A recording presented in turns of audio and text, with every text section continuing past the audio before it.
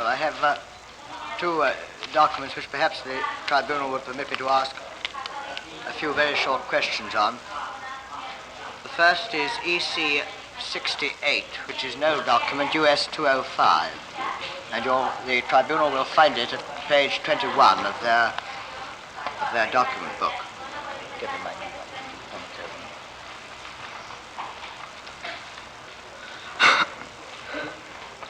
Witness, I want to ask you about the Bauernführer on your staff.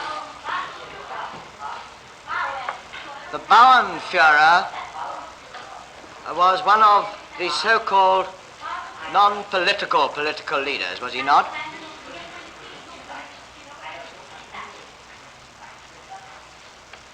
Ich verstehe sehr schlecht. Can you hear me? Ich kann nicht hören. Can you hear me now? Immer noch schwach. Okay. Jetzt ist es besser. Now, I'll ask you the question again. Was the Bauernführer on the staff of the Gauleiter, Kreisleiter, and Ortsgruppenleiter one of the non-political political leaders who are said to be merely expert advisors? Ja, der Ortsbauernführer war nur indirekt im Ortsgruppenstab tätig. Well, I want you to look at that document and explain to me the part that this so-called expert was playing in connection with slave labor. Do you see that document is a document addressed to all Kreisbauernschaften?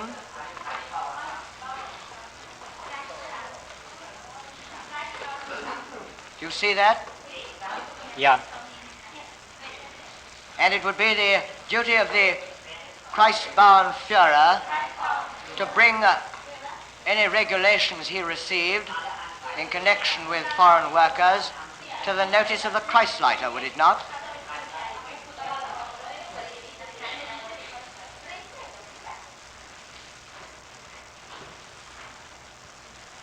Witness, please be kind enough to answer my question.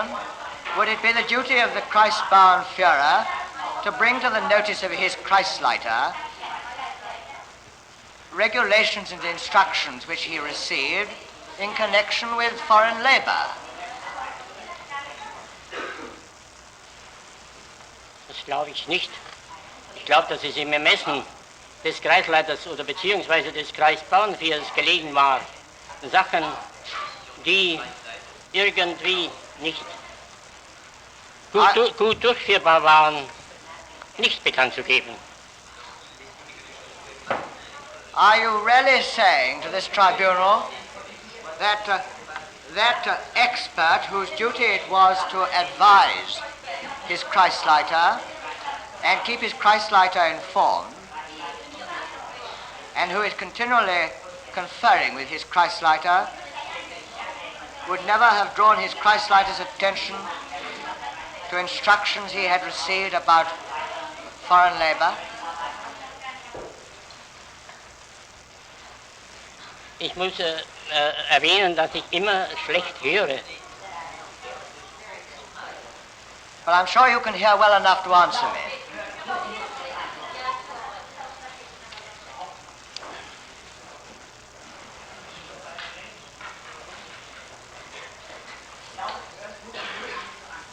Ja, jetzt höre ich besser.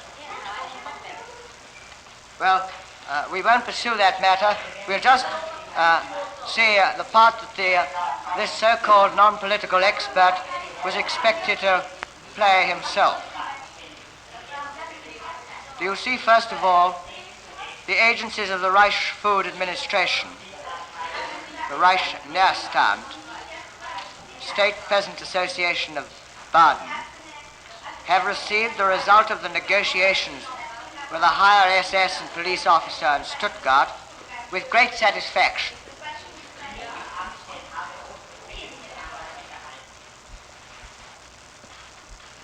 Do you see that? Diese Anweisung. Well, please look at the document.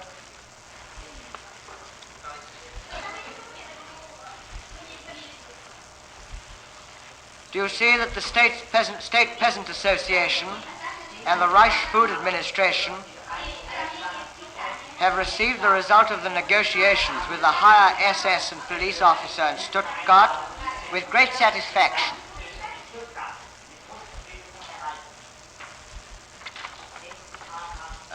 Nein. Ah, da oben. Ja. Yes, well now, let us just see what those results are that the Christ Peasant Association was receiving with such satisfaction. Do you see that Poles are not allowed to complain? They have no right to complain. Number 3 and 4, not very important. Number 5, no form of entertainment. Number 6, no restaurants.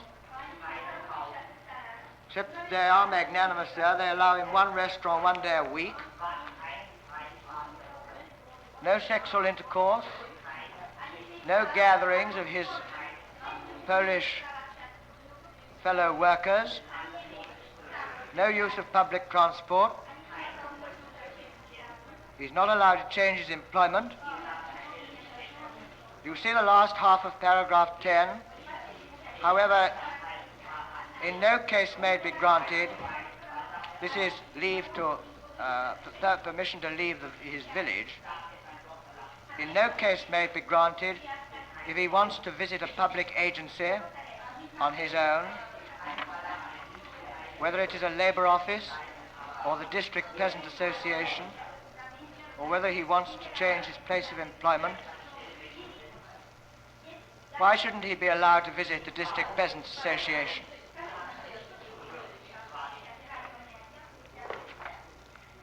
Ich stelle fest, dass dieses Schreiben aus Karlsruhe ist, also aus einem ganz anderen Gau.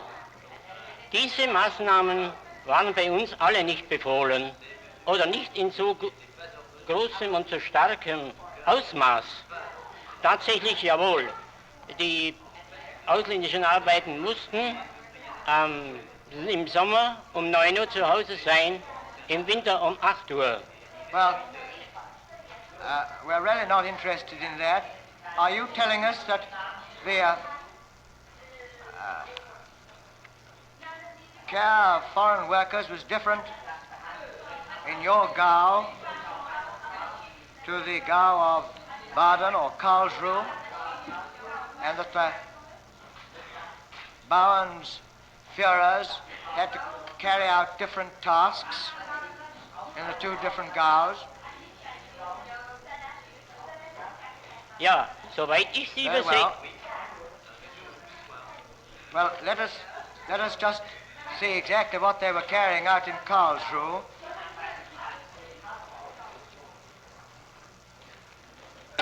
Colonel Griffith-Jones, that's already in evidence. If the court please.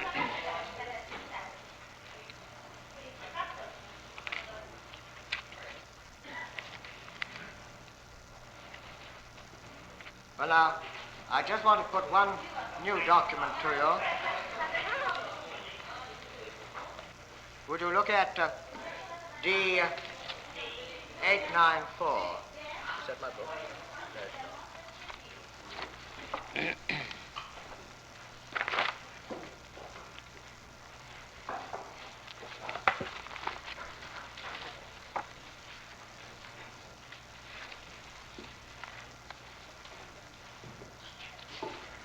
Just read that with me, witness.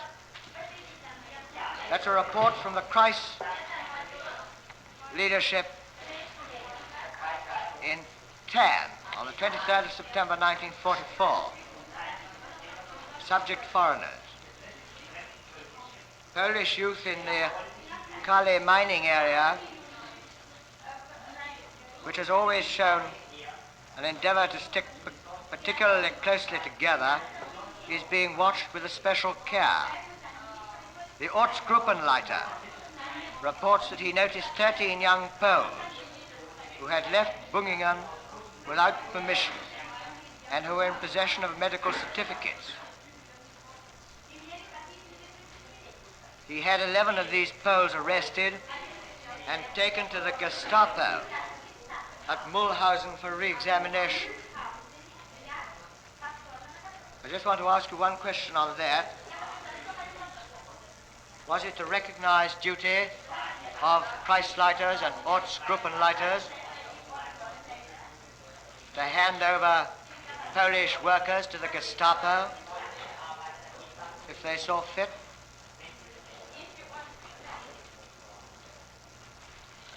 Mir ist von solchen Fällen im Kreis Kempen-Land und im Kreis Kempen-Stadt nicht das Geringste bekannt. Nothing like that happened in your Kreis at all, did it?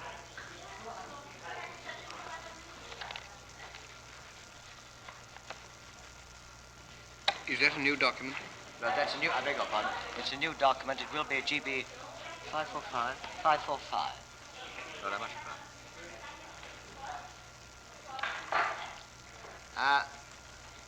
Well, I've no further questions to ask this witness. Perhaps I might supplement my answer to the question raised, I think, by the learned American judge on the euthanasia point as to how it became a war crime.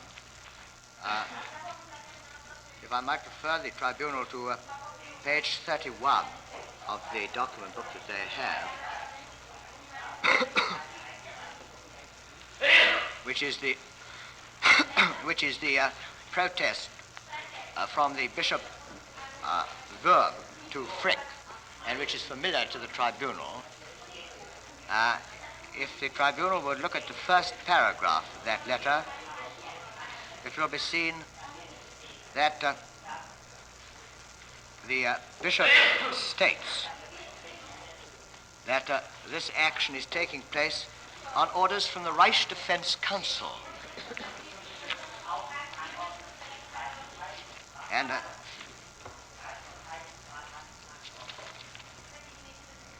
again, if the tribunal would turn to page 36 of their document book, which is another letter which has already been put in. It's a second letter that Frick, that the Bishop of Worm wrote to Frick, this time in September. The first was in July 1940. Now in September he writes again.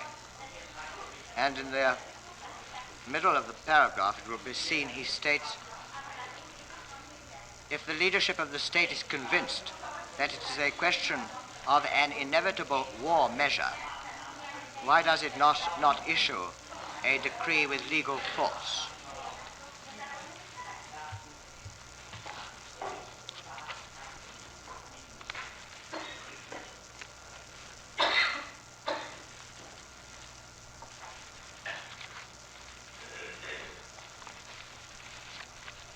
Well, I've no further questions.